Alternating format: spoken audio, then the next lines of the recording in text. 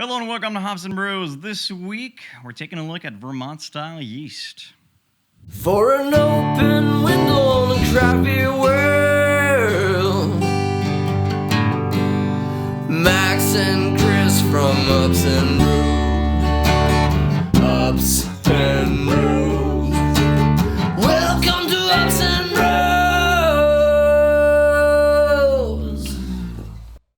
So before we get started, a quick word for our sponsor, Brew HQ, your one-stop shop for everything that is home brewing. And in this case, today's episode is on yeast, and they do have yeast. You're going to order your own batch of yeast from them, and probably a yeast that is going to either be Vermont or very close to it, where you can make your very own New England-style IPA. It's kind of a weird one to do first. I would definitely recommend doing a smash or something else like a pale ale before, because New England style can be tricky, but it is a great beer. And honestly, when it comes to homebrewing, you should be doing what you want to do and not what people tell you to do.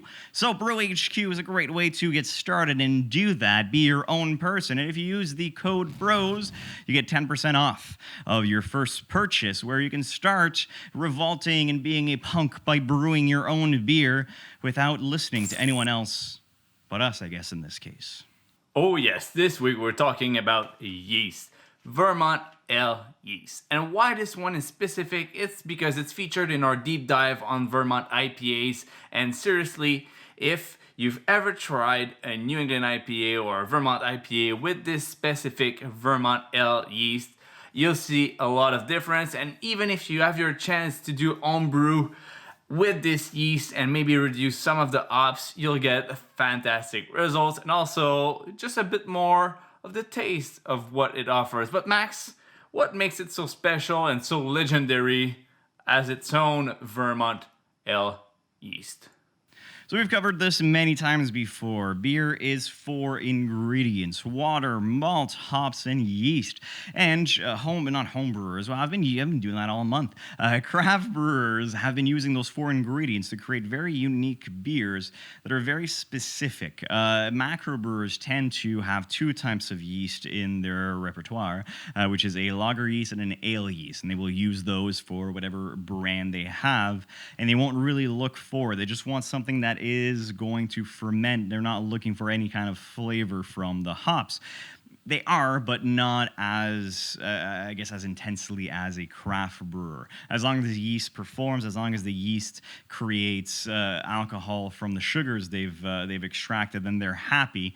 And naturally, they're going to have a yeast that is going to be more on the lager side of things and one that's going to be more on the ale side of things. But I'm sure you've had a lot of macro beers, and aside from slight differences in intensity of flavors, they're all pretty easy drinking. When it comes to craft brewers, you use those 4 ingredients very, very intently. Anything you do with those 4 ingredients, there's a reason for it. There's a reason why you're going for a lager yeast. There's a reason why you're going for, in this case, a Vermont-style yeast in your beer. It's because you're looking for a specific flavor or something that the yeast is going to do while it ferments. Vermont-style yeast is quite different. Any yeast that is low flocculant, that does not allow for a lot of the solids that is in the liquid to come out of it, is going to create a lot more haze in this case. So Vermont technically would not be great if you were doing a lager, but if you're doing a New England style IPA, it's pretty perfect. Any kind of yeast like that is going to perform quite phenomenally. So the process that this yeast goes through, or the flocculation, let's get into that. I mentioned it last episode, 2 episodes ago, very quickly, but we're going to look a little more into detail. So basically, your yeast is going to transform whatever you've done as a brewer into beer. So as brewers, we're just yeast farmers. We're creating a sugar substance. We call it wort, and the yeast is going to eat that sugar substance to the best of its ability and create beer. It's going to create ethanol from that. So that's the main thing the yeast does, but it's going to do a lot of other things like carbonate.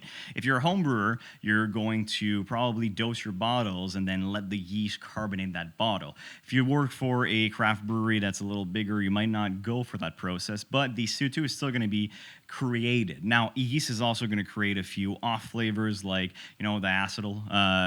It's going to ferment to a certain extent, create the acetal, but then it takes it back in. It might also create some sulfur depending on what proteins, enzymes, and whatever is from the grains. So any kind, or even acid. So anything that every process is super important because you might be creating a compound that your yeast is then going to digest into something that's not very good.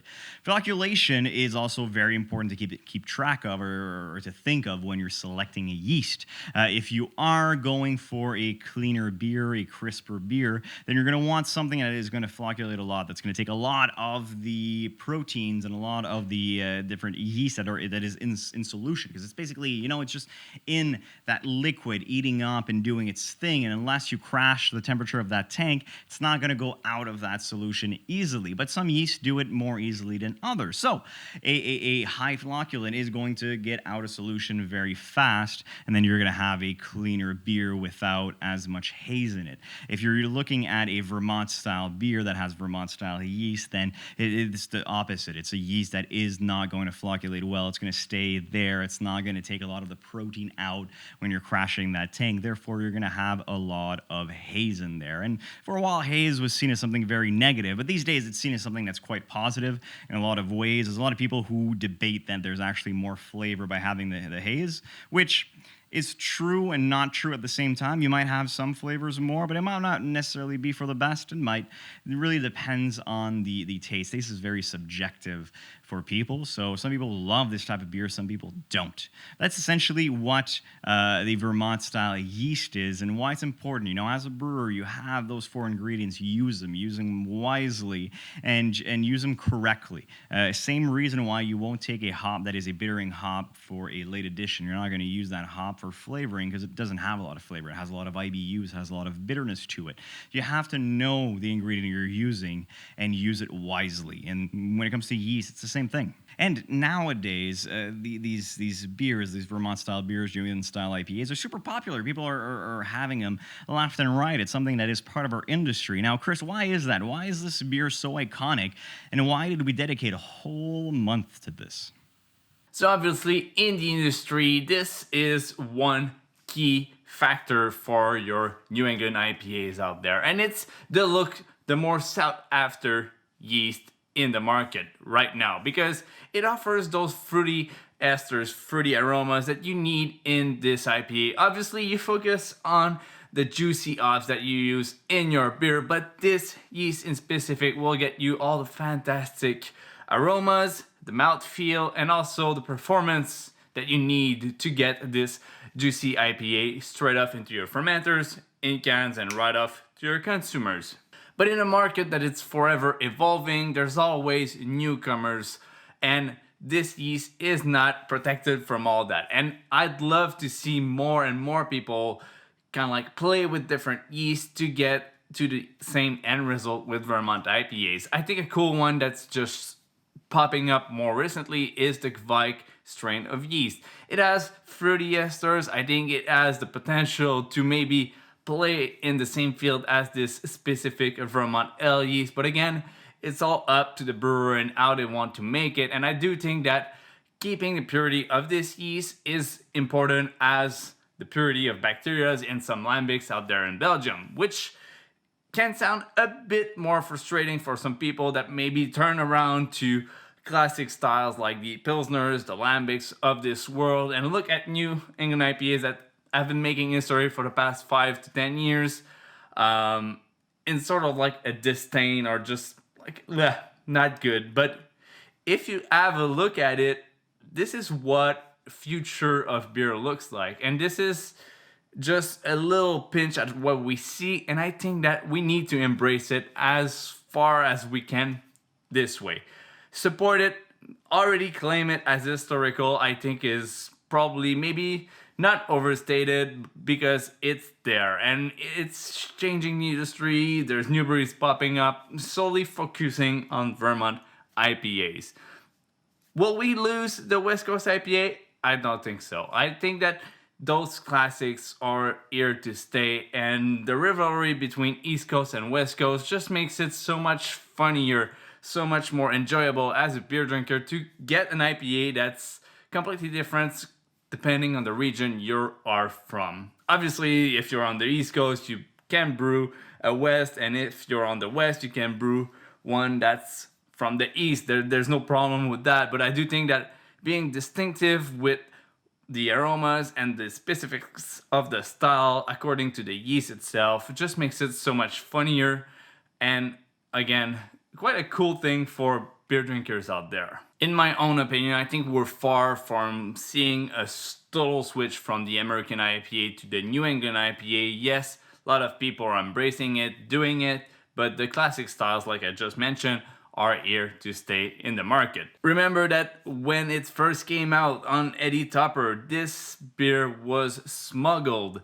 through bottles that people were bringing in the bar and serving in their own pints and going to the bathroom and then bottling them in the bathroom to bring them back home, try to replicate or just to enjoy this beer at home. It's kind of crazy to think of that now that we have an easy access to this legendary yeast that completely shook the industry. Thanks a lot for making this happen. Thanks for watching. Please like, subscribe, share with your friends, and stay tuned for next week's episode. We have a special guest, and we're gonna be taking a crack at that clean versus haze debate, and maybe concluding something. Probably not. Most likely not. I can kind of guarantee we're not, but it's going to be there.